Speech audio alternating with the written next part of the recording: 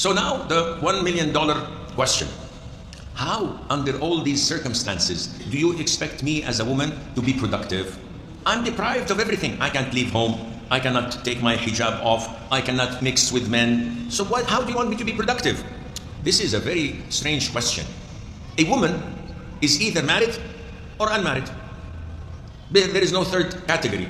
So if she's unmarried, she has to, in order to be productive, serve her parents, take good care of them. And that would be one of her greatest jobs and roles in Islam. Once she's dutiful to them, Allah is pleased with her. Now, after being dutiful, if she has enough time, she can engage in activities that do not go against her Islamic commitment.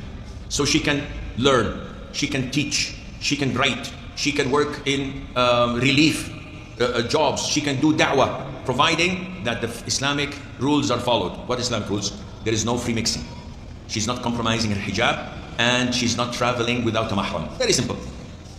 If she's married, then her biggest role is to take care of her husband and of her children. Taking care of her husband means that her husband would go and be productive for the whole community. And when he comes back home, he has a safe haven. He has a paradise to return to re-energize, and then go back again and fight and struggle for the whole country, for the whole community, and for the religion. As for the children, when she takes care of them, when she raises them, when she teaches, imagine, you teach 5 of your children the Fatiha and how to pray. And from there on, you sleep every night while your meter is ticking every time they pray or recite the Fatiha.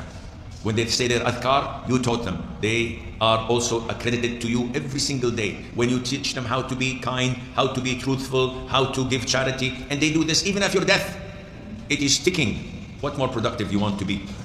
Still, Sheikh, I don't think that this is enough. Taking care of my husband, he's big and fat, he's ugly. This doesn't matter. You're doing it for the sake of Allah. And the children, Sheikh, they're so nagging and so abusive and so rude and disobedient. You're doing it for the sake of Allah. Now imagine Khadija, may Allah be pleased with her. A specimen of women that cannot come back again. She was the wife of the Prophet ﷺ. And he was blessed to have 6 children from her. 2 boys who died and 4 girls who continued to live after she died. She raised them, and she raised Fatima, who was one of the 4 great mistresses of Jannah. The Prophet said many men were perfect and complete. Among the women, only 4 women were perfect and complete, and they are the mistresses of Jannah. Who are they? Asiya, the wife of Pharaoh. Mary, the mother of Jesus. Khadija, the wife of our Prophet ﷺ, and Fatima, her daughter. She raised those. What bigger role can she play? Yet, she never complained. Yet, Jibreel once came and said to the Prophet ﷺ, Khadija is coming, and she's bringing some food.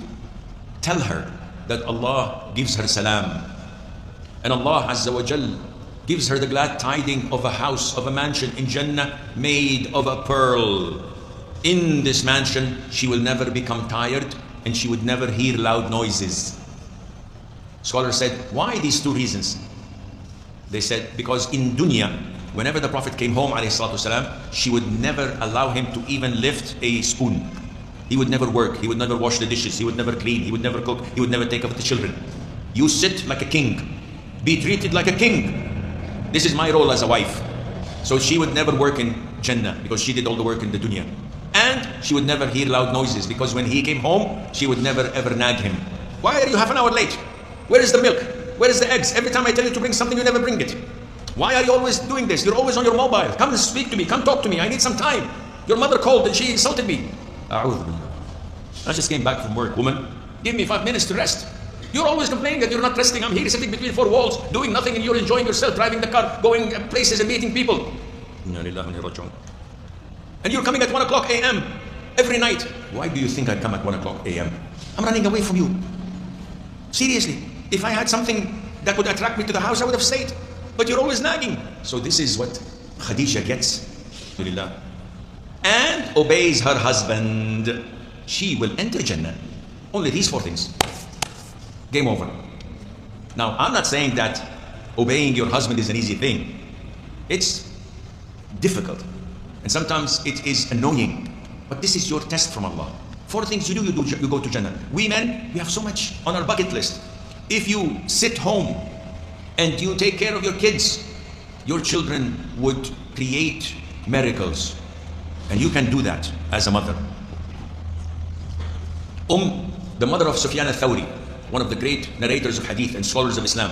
His mother said to him when he was 5 years of age, you take care of knowledge and I will do all the work and make clothes and make fabric and sell it, and you don't have to work. You just learn and become a alim. And she used to tell him, my son, every time you learn 10 hadith, look and analyze. If this improved you and made you a better person, that's good. Keep on. If not, then this is against you and it will be bad for you. The mother of Ahmad ibn Hanbal. Ahmad ibn Hanbal was in his mother's womb when his father died. She was the one who took care of him and raised him up. Until he was 70 years of age, he always remembers her and tells his congregation, no one took care of me like my mother. Every time he goes for Fajr, he makes dua for her. Why? He says, she used to wake me up when I was a child, warms the water for me in the cold days in Baghdad to make wudu. Then she walks with me to the masjid, waits for me outside until I pray and come out. Because she wanted to be sure that I reach the masjid safely. And if the army patrol was walking, she made sure that I walked with them and went to the masjid. And she says, stay in the masjid, learn the lessons and come back safely when it is morning. When you say or hear the stories of Rabi'atul Ra'i. Rabi'atul Ra'i was one of the tabi'een. One of his most famous students is Imam Malik ibn Anas, Imam of Darul Hijrah. Who was Rabi'a? Rabi'a was also in his mother's womb. When his father left to fight with the Muslim army up east. So he left his wife in Medina, left with her 30,000 dinar, not dirham, a huge fortune. And he left. 27 years he did not return to Medina. They did not have WhatsApp to communicate. They did not have any forms of communication. So he went, but she knew that he was alive and he was fighting and he was well. And she took care of her son, taking him to the masjid, taking him to the companions of the Prophet who were left, like Anas ibn Malik and other companions, to learn from them and hear the hadith. She took him to students of knowledge like Salim ibn Abdullah, and took him to this tabi'i and this imam, until he became one of the greatest imams of Medina. 27 years later, the man came. His name is Abu Abdurrahman Farrukh. He went straight to his home, opened the door and entered, only to find this Rabi'a in his face. So he's a soldier. He took hold of him and wanted to fight. What are you doing in my house? You are here with my wife. You're betraying my wife. And the man, the boy, says, what are you doing here breaking into my house? You want to attack my mother? And they started to fight. And all the people came from Medina to break up the fight. And the woman was inside. She was in her quarters. When the men, including Imam Malik and the other scholars came, said, who are you, man? What are you doing in this house? You can live anywhere else. Why are you coming and intruding on this man's house? They know their friend, Rabi'a, but they don't know this guy who left 27 years ago. He says, my name is Abu Abdurrahman Farrukh, and this is my house. When the woman heard his name, she came out and she says, he's my husband and he's your son. So they embraced and they kissed and they reconnected with one another. And it was time for Salah. So Rabi'a went to the masjid of the Prophet ﷺ. So Farrukh asked his wife, where's my money? I brought with me 4,000 dirham. But where's my 30,000 dirham? I'm a rich man. I want to do something. She said, I buried it. So go to the masjid. After the salat, I will bring it to you. So the man went. When he went to the masjid, prayed, he saw a big circle of knowledge. And dignitaries and scholars are sitting, listening to that man. Who is this man? He came close, close, close, and then he found his son. He was shocked to find his son, one of the greatest scholars of Islam, Rabi'atul Ra'i. He was filled with pride. So he went home and he told his wife about what he had seen. She told him, the money you've spent, I spent it all on teaching your son. The man said, this is money well spent.